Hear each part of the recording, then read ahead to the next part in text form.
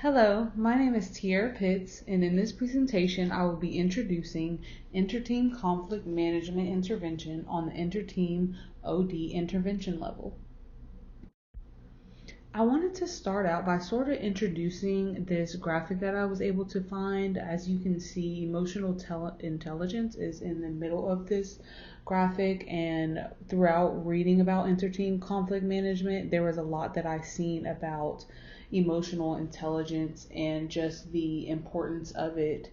And I believe that when you are working with a group of multiple people, you're dealing with a whole list of different things, such as different personalities, different job titles, different stressors. These people might be under different genders, and I personally feel like this graphic that I was able to find kind of shows just a lot of different things that go into working with a group of people. The purpose of interteam conflict management, I was able to use a quote from the book that stated, "At times, unhealthy conflict can arise between task forces, functional areas, or teams.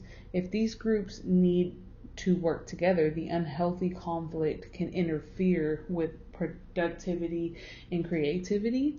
I feel like a lot of times when there are group conflicts, they're always going to affect the productivity, and how much that group is able to work together means everything. And these OD professionals can work with these teams in very similar ways that they use for conflict management between individuals, and this only ensures that the quality of work being produced by the group isn't effective in a negative manner. When it comes to how interteam conflict management works, I believe that it is kind of easier to just think about steps that you can use and how you can think about the whole situation in totality. For example, I stated the first thing you can do is identify the cause. Is it coming from miscommunication? Is there a lack of resources? Is it just competitiveness? And then you move on to identifying what the consequences of the conflict actually is. Is it the group losing focus of the goal? Is there going to be mistrust, or is there going to be possible isolation from different group members? And then lastly, to make a plan to address and resolve the conflict. You can do this by demonstration, giving them examples, showing them, or having one-on-one conversations or group conversations with the group about different things that they can take into their own hands and do. Just a reminder of a common goal, letting everyone know that they're all here to create something and to make a positive change on their work production. And then lastly, just promoting open communication, which is very important when it comes to any amount of group or any amount of people who need to work together. For my strengths, I put communication, active listening, open discussion, emotional intelligence, patience, and positivity. I feel like these strengths really improve on the idea of just having conflict management and being able to let a group of individuals know that it can totally be within their control how they manage their conflicts between each other, and it doesn't have to always go to the next level of getting management involved or getting higher ups involved about simple things that are just most of the time miscommunications and things like that, which leads me to my weaknesses, which all affect the whole entire group in a negative way, which are setbacks, negativity, miscommunication, poor production, and creativity. For my application number one, I chose this scenario.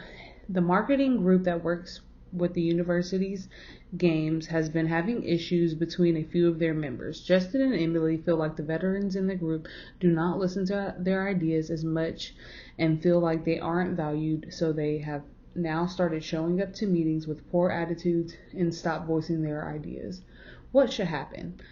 I think a possible solution for this is using the mirroring process and letting the group create a set of ground rules to promote the openness, feedback, and discussion. I feel like if Justin and Emily voice that they are providing their opinions and they feel like since maybe they haven't been in the program for as long or whatever the situation may be, they aren't looked at as much as the people who have been working there for a while. And I feel like just them expressing how they feel and how the veterans have made them feel can easily be the jump start to fixing this problem. In my application number 2, a trucking company has been dealing with conflict between managers that work in the office and dock workers, otherwise known as the ground workers. The managers feel like the dock workers have been difficult to deal with, while the dock workers feel like the managers are insensitive to how much work they do on a daily basis. A possible solution that I sort of thought about from reading this chapter and reading more on inter-team conflict management is to build upon the relationships first of the managers and the dock workers. I feel like both sides can kind of be blind to the work that each one does. I know a dock worker may feel like a manager is kind of just sitting in the office all day and kind of telling them what to do. So I feel like that can cause a lot of frustration between the two groups, and then following up by just making sure that both sides understand the overall goal and understand that they are both in the positions that their company needed them to be in, and just explaining that, the work has to be done, and just making both sides more compassionate towards each other, I feel like will create a better understanding for them.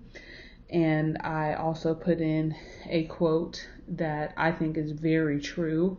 The success of any modern business organization increasingly depends on the ability to manage and resolve conflicts.